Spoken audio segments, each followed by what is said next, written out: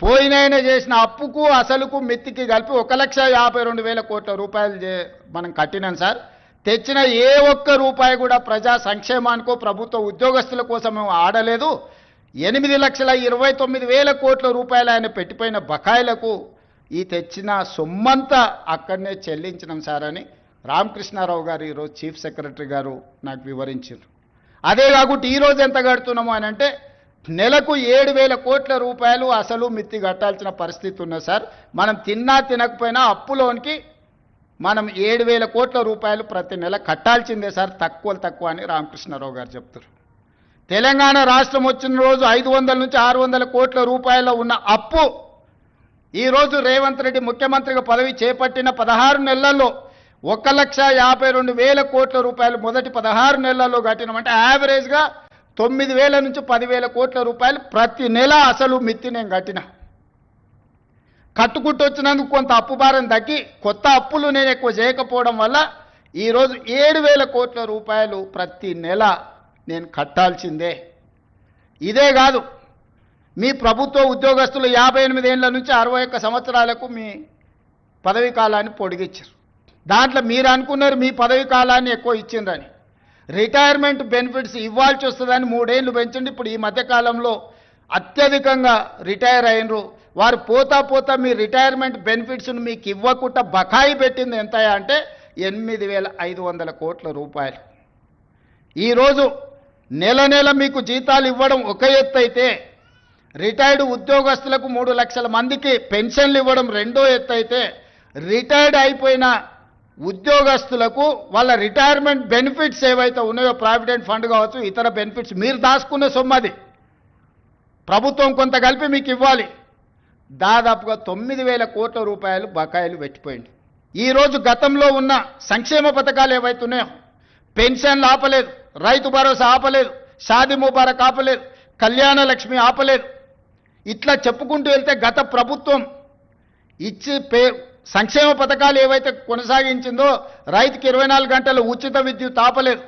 అదనంగా నేను ఆడబిడ్డలకు ఆర్టీసీలో ఉచిత ప్రయాణం ఇచ్చిన, రైతులకు బోనస్ 500 రూపాయలు పంటకి ఇచ్చిన, 500 రూపాయలకే ఈరోజు నేను సిలిండర్ ఇస్తున్నా, ఫీజు రియంబర్స్మెంట్ ఫీజులు చెల్లించే ప్రయత్నం చేస్తున్నా. ఈరోజు ఇట్లా చెప్పుకుంటూ వెళ్తే ప్రతి 21,000 కోట్ల రూపాయలు సరిగ్గా 6 నెలలు తిరిగే లోపల 15 ఆగస్టు లోపల 25,55,364 మంది రైతులకు 20,617 కోట్ల రూపాయల రైతు రుణమాఫీ చేసి 2 లక్షల రూపాయల వరకు రైతు అప్పు ఉన్న అందరికీ అప్పు నుంచి విముక్తి కలిగించిన. ఆయన పెండింగ్ పెట్టిపోయిన రైతు బంధు 7,625 కోట్ల రూపాయలు వచ్చిన మొదటి 3 నెలల్లోనే నేను చెల్లించిన. అంటే ఈ 15-16 నెలల కేవలం రైతులకే 30,000 కోట్ల రూపాయల నగదు వాళ్ళ ఖాతాలకు బదిలీ చేసిన. ఉచిత కరెంట్ ఆపలేదు. ఇవాళ పేదోళ్ళ ఇళ్లకు 200 యూనిట్లు ఉచితంగా నేను కరెంట్ ఇస్తున్నా. మా ఆడబిడ్డలకు 500 రూపాయలకు సిలిండర్ ఇస్తున్నాం. మా ఆడబిడ్డలకు ఆర్టీసీలో ఉచితంగా బస్సు ప్రయాణం, అమ్మగారింటికి వెళ్ళాలన్నా అమ్మవారిని దర్శించుకోవాలన్నా ఈరోజు ఆర్టీసీకి 5,000 కోట్ల రూపాయలు కట్టి నష్టాలలో ఉన్న ఆర్టీసీని ఈరోజు లాభాల బాటలో నడిపించే ప్రయత్నం చేస్తున్నాం. వెళ్తూ రైతులకు ఉచిత కరెంట్ ఇచ్చినా అన్నాడు. విద్యుత్ శాఖకు దాదాపుగా ఈ ఉచిత కరెంటు పేరు మీద 1,000 కోట్ల రూపాయలు బకాయిలు పెట్టిపోయాడు. ఈ విద్యుత్ శాఖ కోసం సింగరేణిలో బొగ్గు కొన్నాడు. సింగరేణి వాళ్ళకు 1,000 కోట్ల రూపాయలు బాకీ పెట్టాడు. ప్రాజెక్టులు కట్టినా అన్నాడు. కాంట్రాక్టర్ల బిల్లులు 50,000 కోట్ల రూపాయలు బకాయి పెట్టిపోయాడు. ఇట్లా ఏడ కనిపిస్తే అక్కడ, ఎక్కడ దొరికితే అక్కడ, ఎంత మిత్తికి వస్తే అంత మిత్తికి ప్రభుత్వం ఇరిగేషన్ ప్రాజెక్టులు కడితే 4-5% మిత్తికి లోన్లు దొరుకుతాయి. 11% అప్పులు తీసుకొచ్చిండా. సొంతం కోసం చేస్తుండేనా? ఉద్యోగ సంఘాల మిత్రులకు నాయకులకు నేను విజ్ఞప్తి చేస్తున్నా, ఇది ప్రజాప్రభుత్వం, ప్రజల కోసం పనిచేస్తున్న ప్రభుత్వం.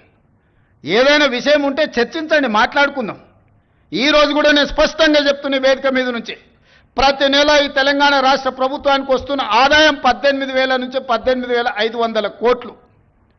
కానీ ప్రతి నెల నాకు కనీస అవసరాలు తీర్చడానికి 22,500 కోట్ల రూపాయలు కావాలి. ఈరోజు మీకు ఇచ్చే జీతాలు కానీ, మీ పెన్షన్స్ కానీ, లేకపోతే ఈరోజు సంక్షేమ పథకాలు కానీ రాష్ట్రంలో ఉన్న పనులు చేయడానికి 22,500 కోట్ల రూపాయలు కావాలి. 4,000 కోట్ల రూపాయలు ప్రతి నెల ఆదాయం తక్కువ ఉంది. అప్పుడప్పుడు ఆశా వర్కర్లు అంటుంటారు మా జీతం రాలేదని, ఇంకోసారి అంగన్వాడీ వాళ్ళు అంటుంటారు, ఇంకోసారి అవుట్సోర్సింగ్ వాళ్ళు అంటుంటారు.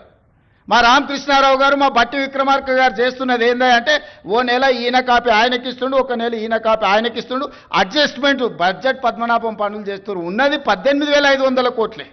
18,500 కోట్లల్లా ఈరోజు 7,000 కోట్ల రూపాయలు అప్పుకు పోయింది. 5,000 నుంచి 5,500 కోట్ల రూపాయలు మీ జీత భత్యాలకు పోయింది. 13,000 కోట్లు పోయిన తర్వాత నా చేతిలో మిగులుతున్నది 6,000 కోట్లు నికరంగా. ఈ 6,000 కోట్ల పెన్షన్ ఇవ్వాలన్నా, వృద్ధాప్య పెన్షన్ ఇవ్వాలన్నా, రైతు రుణమాఫీ చేయాలన్నా, రైతు భరోసా ఇవ్వాలనా, షాదీ ముబారక్ ఇవ్వాలనా, కళ్యాణ లక్ష్మి ఇవ్వాలనా, ఫీజు రియంబర్స్మెంట్ కట్టాలనా, ఏమేం పథకాలు చేయాలి?